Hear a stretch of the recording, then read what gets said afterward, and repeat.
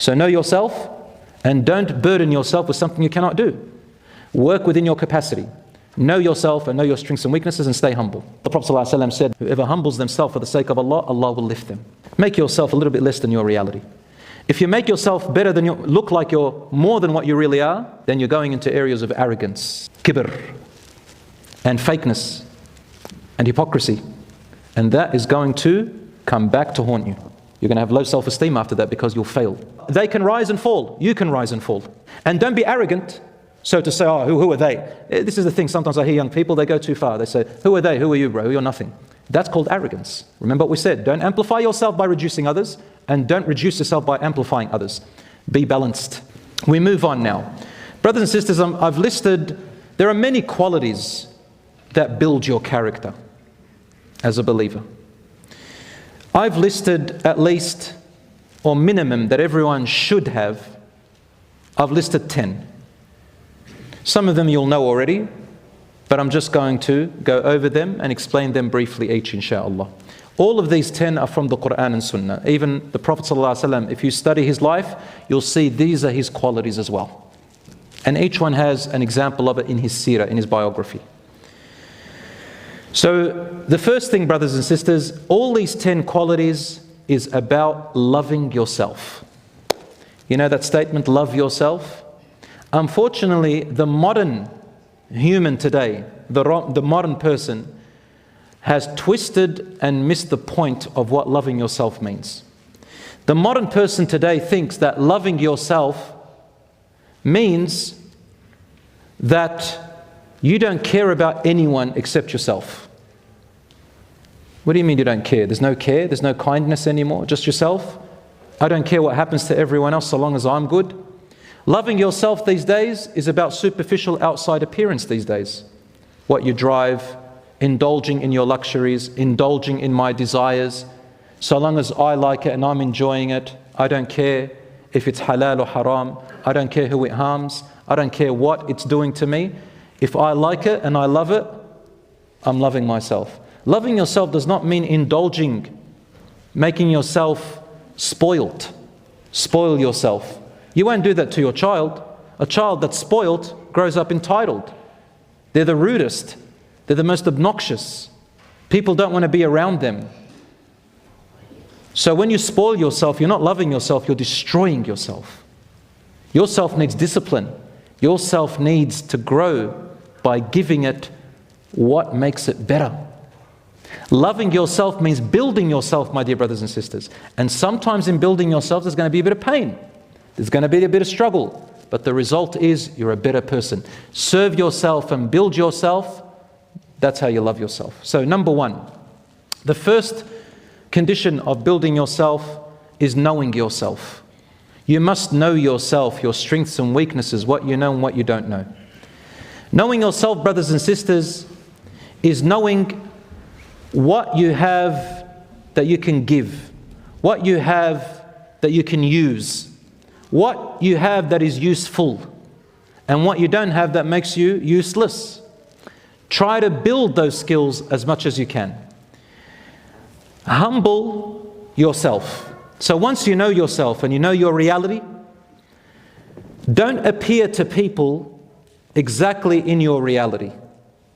Appear to people a little bit less than your reality. That's called humbleness. And that is what the Prophet ﷺ said, "Man tawada'a lillahi rafa'ah." Whoever humbles themselves for the sake of Allah, Allah will lift them. Make yourself a little bit less than your reality.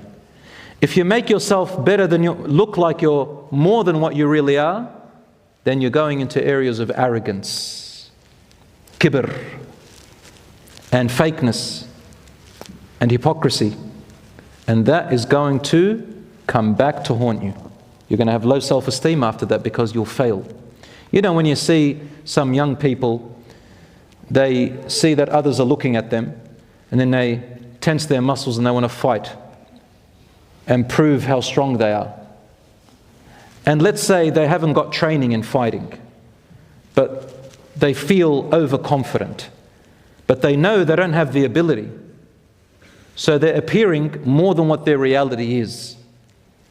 Or to go into an area that you know is not within your ability. The Prophet ﷺ said, he said, ask Allah not to make you devalue yourself. They said, how do you devalue yourself, Ya Rasulullah?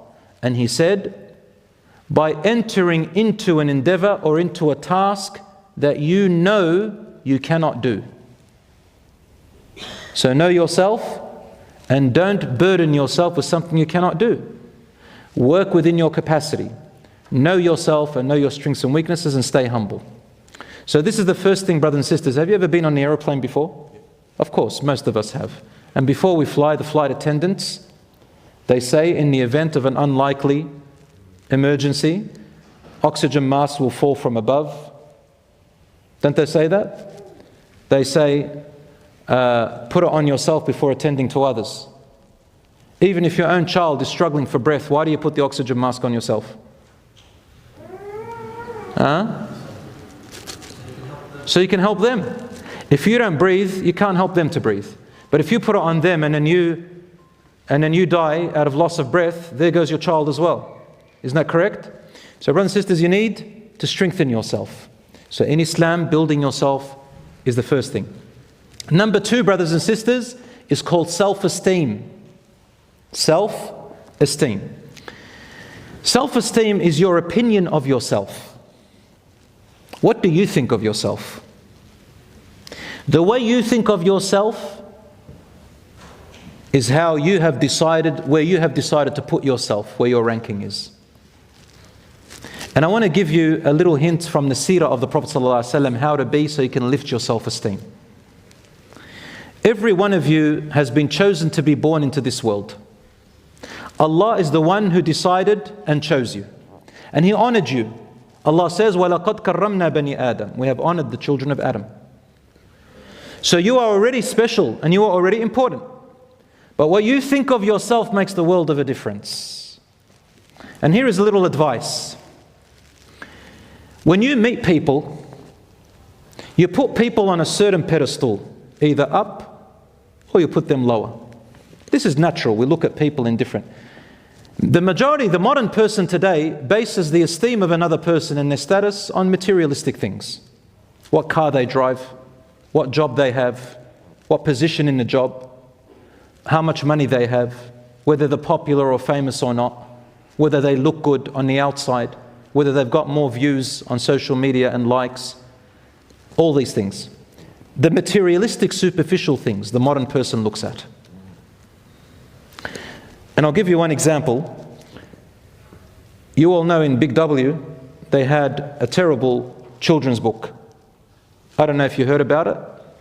A children's book which talks too much inappropriate adult material with pictures and everything.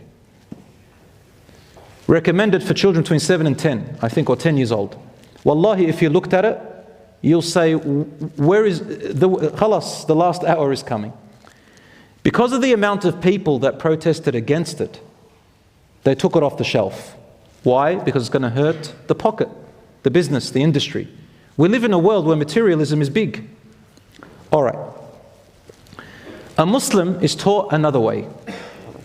Your self-esteem is not based on outside appearances or materialistic things. When you amplify a person in front of you, you make him big, then you automatically reduce yourself. And when you amplify yourself, then you reduce others. And both of them are toxic. Both of them will kill you. One of them is kibr and arrogance, and it'll destroy you. And the other one is putting yourself down and not giving yourself the importance it needs. What is the answer? Rasul ﷺ said, أَن تُنزِلُ النَّاسَ مَنَازِلَهُم. To put everyone in their place, meaning consider them where they belong. And where does everyone belong? What am I? What are you? We are humans. That director of that company is a human. That boss of yours is a human. That husband and wife is a human. Your parents are human. Your children are human. Your friends who've got this or that is a human. The person who's driving that expensive car, has a lot of that money, is a human. At the end of the day, we're all humans. Number two, we have all been created by Allah for the same purpose. We are all in the same exam. If they've got one skill, you have another. Maybe that person who looks like is above you has problems with their family. You might have a good relationship with your family. Embrace that, alhamdulillah. That person may have some health problems. Alhamdulillah, you got good health. That person doesn't have a hobby outside of what they have or other skills which they enjoy. Maybe you have a hobby in things that you enjoy and skills. Everybody, Allah has given them favors. So don't amplify yourself and don't reduce yourself by amplifying them. Think of them as humans. Yes, we respect certain people and give them more attention than others if they are beneficial and if they deserve it, such as scholars and imams or someone who is truly beneficial to others and has earned that privilege. You give them that respect, but never think that they are better than you or that you are better than them. They can rise and fall. You can rise and fall. And don't be arrogant, so to say, oh, who are they? This is the thing. Sometimes I hear young people, they go too far. They say, who are they? Who are you, bro? You're nothing. That's called arrogance. Remember what we said. Don't amplify yourself by reducing others, and don't reduce yourself by amplifying others. Be balanced. And that's why Allah says, وَكَذَلِكَ جَعَلْنَاكُمْ أُمَّةً وَسَطًا. And this is how we have made you a balanced ummah. Not too much, not too little. Be balanced. That's what Rasul said. Allah loves al-wasat fil umuri kulliha. He loves the balance in all matters. So work towards that balance. So brothers and sisters, for your self-esteem, look at that. Number three is confidence, or overconfidence, or underconfidence, and there is the mature side. So it's got to do with confidence. What is confidence? In order for you to know yourself that you are confident, that's part of building yourself, you need two things. You need to feel that you can do that thing. And number two, you need to know that you have the ability to do that thing. Ability and feeling. That is confidence. The second type is called mature. To be mature means that you know you do not have the ability to do it, and you feel that you can't do it. And for example, if I'm going to fight with someone and I know that this person has training, I don't have the training that person has. And I know that I don't have the ability and I feel that I can't. I choose my fights. So a mature person chooses their battles. Doesn't go into everything and anything. Yeah, I can do it and be a hero. That's called ego. And you're going to fall flat on your face. A mature person and a believer chooses what they can and what they can't. And walks away. It's okay, it's fine. The third type is called overconfidence. Overconfidence, brothers and sisters, is when you know you don't have the ability, but you feel you can do it. Don't do that, you'll destroy yourself. And the last one is called underconfidence. Underconfidence is when you know you have the ability, and when it comes the time to implement it, you don't feel you have the ability. And this is what Rasul said, فَلَا تَعْجَزْ. Rely on Allah and go forward. Be brave. Be brave as much as you can. The first step you take, inshallah, the next time you'll have the next step. And that is a quality of the believer.